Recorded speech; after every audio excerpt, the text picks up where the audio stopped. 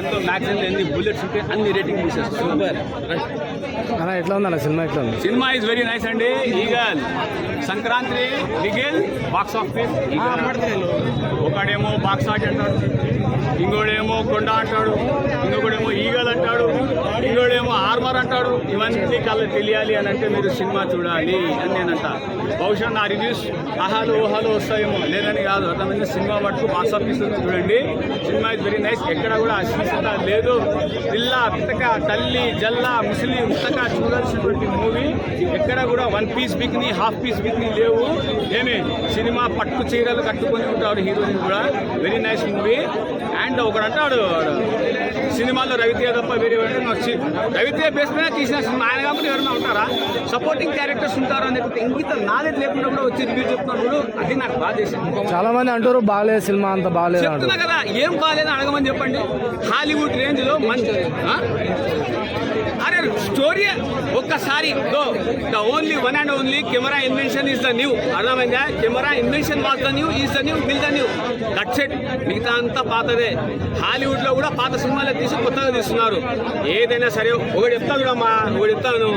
మీరు వ్యాసం రాసేటప్పుడు 100 మంది పిల్లలు రాస్తారు. అందులో కొంతమంది పాస్ అవుతారు. ఎందుకు? ప్రెజెంటేషన్ కరెక్ట్గా లేకుంటే. మంచి ప్రెజెంటేషన్ ఇస్తారు. Cinema is not a story, cinema is only presentation.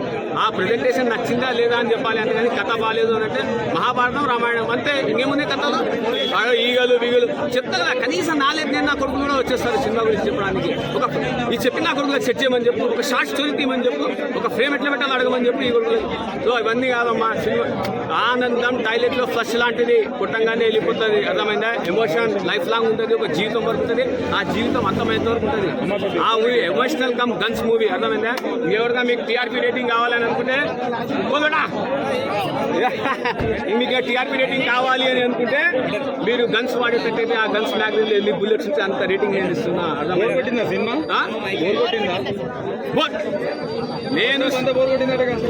నేను సినిమాని జస్ట్ ఎంజాయ్ చేయడానికి వస్తా. అర్థమైందా? లేదు చూస్తా అన్నా. కెమెరామ్యాన్ ఫోకస్ కరో, టికెట్ పిల్లలు అని తెస్తే చూసినావా లేదా సినిమా అంటున్నాం. అర్థమైందా? నేను కూడా చూసాను, మా బుడ్డడు కూడా చూసినాడు సినిమా. పార్ట్ 2 కూడా ఉంది సినిమా.